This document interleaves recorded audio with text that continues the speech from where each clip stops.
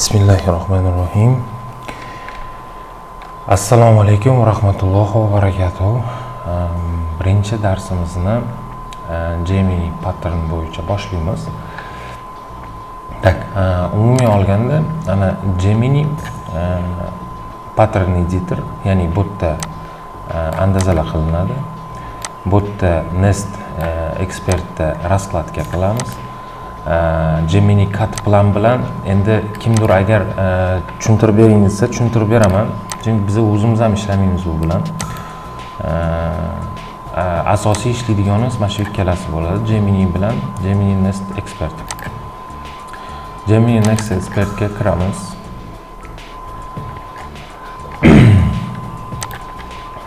Mana kirdik.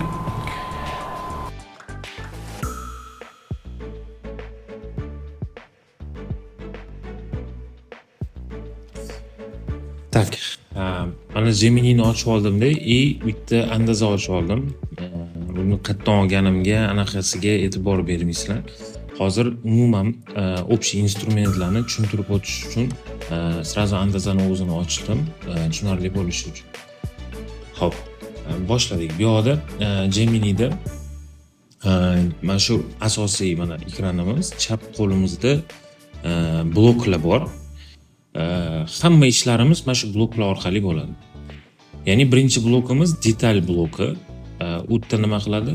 Bu yerda har bitta detalimizni перемещенияsi, ya'ni detalni kerakli joyiga qo'yib qo'yish, surish, ya'ni yoki umuman aylantirish kabi ishlarga mo'ljallangan. Ranglarni o'zgartirsak bo'ladi.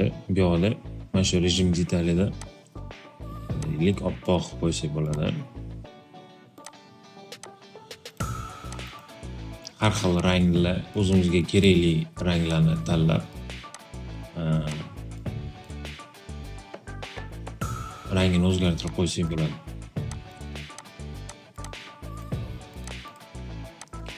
Xo'p. Bu tushunarli. Я думаю, что anaqada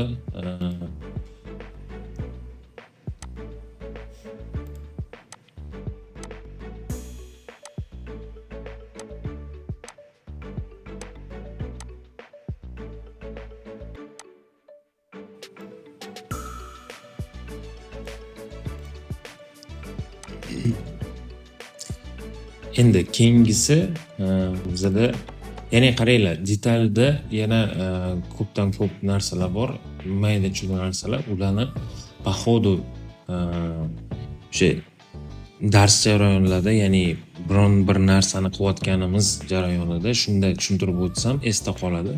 Hozir bu yoqda juda ko'p narsalar bor.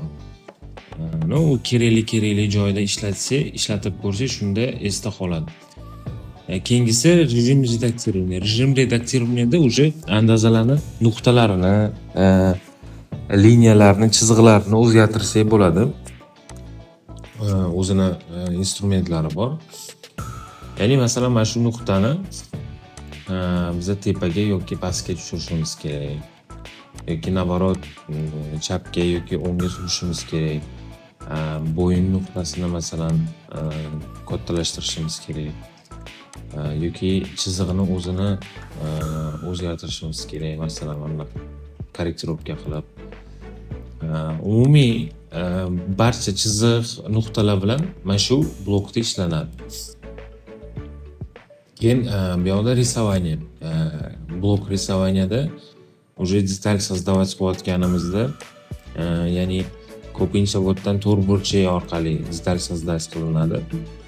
To'rtburchakning razmerlari mana bu yerda kiritiladi, keyin o'zimizga kerak shaklga, ya'ni mana shu shaklni mana shu to'rtburchak orqali hosil qilinadi. Bu yerda keyin ellips, umuman просто to'g'ri chiziqlar chizadigan instrument. Ya'ni ma'lum bir nuqtalar bo'lsa, o'sha nuqtalar bo'ylab chizib chiqiladi. Masalan, mana shu nuqtalar bo'ylab ham mana shunaqa qilib detal so'zlash qilsa bo'ladi.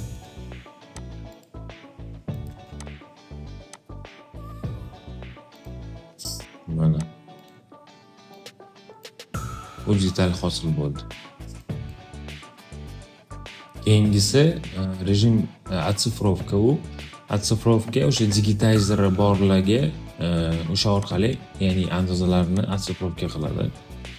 Pромышленностьda уже bu yoqda уже modelирование oid narsalar va umuman har xil, ya'ni bizada ishlab chiqarishda ko'proq ishlatiladigan instrumentlarga duch kelamiz. Bu yoqda buni masalan nasechkalar bor. Mana bu nasechkalar, mana shu nasechkasi mana shu orqali qo'yilgan. Bu yoqda mana nastroykalari bor. Qaytida qanaqa, qaysi gradusda qo'yish va nasechkalarni turini ham tanlasa bo'ladi. Har xil hozir mana turini tanladim, o'zgardi.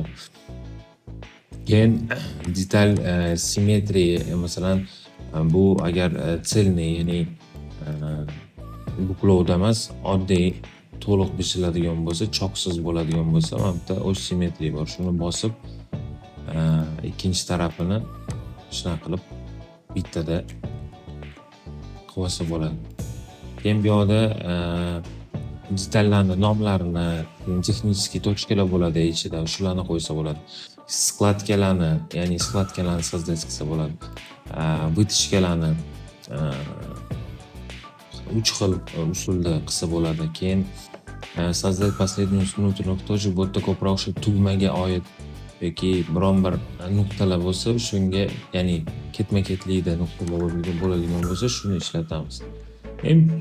Keyingi rejim gradatsiya. Gradatsiyada уже katta razmeri, ya'ni bu yoqda mana razmerlar kiritilgan. XS, S, M, L, XL, 2XL. Mana gradatsiyamiz bor. Bu gradatsiyani уже o'zimiz nastroyka qilsak bo'ladi. Har bitta tarafini o'zgartirib qilsak bo'ladi. Masalan, mana shu X tarafi, ya'ni gorizontal tarafiga 1.5 dan ketilgandan keyin bu yoqqa, ya'ni eniga 1.5 dan kattalashtirib ketilgan. Tepasiga mana Y, u ham 1.5 ekan.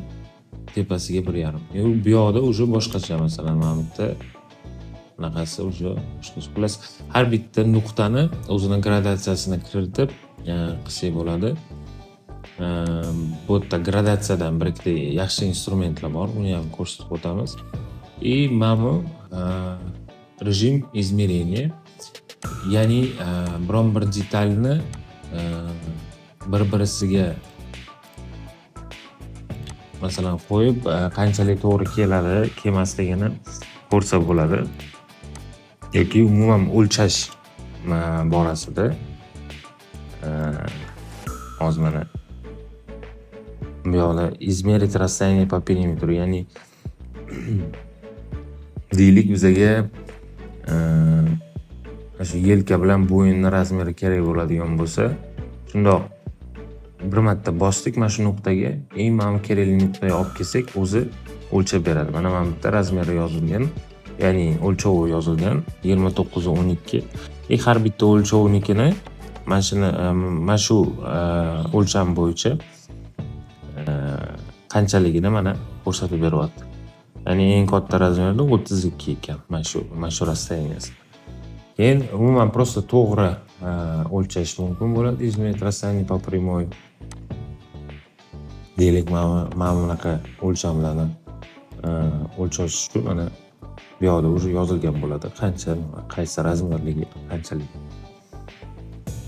Yoki burchaklarni ug'ilini qanaqa qilib qilsa bo'ladi. Keyin yana o'lchamlarni boshqacha tur bilan ham qilsa bo'ladi. Oson. Mana buni masalan bosib qo'ysak, har bitta nuqtadan nuqtagacha bo'lgan masofani ko'rsatib beradi. Tak, asosiy instrumentlarimiz shu, asosiy ishlaydigan joyimiz mana shu bo'ladi. Keyin masalan pромышленностьda choq haqqi ham masalasi shu yerda bo'ladi.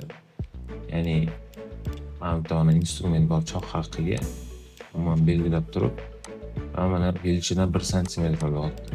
Ya'ni choq haqqimiz 1 sm. Yoki xohlasak 0.8 qilamiz. yoki xohlasak bitta joyini faqat deylik tam 1 bo'lishi kerak, qolgan joyi 0,8 bo'lishi kerak. Xullas, mana shunaqa.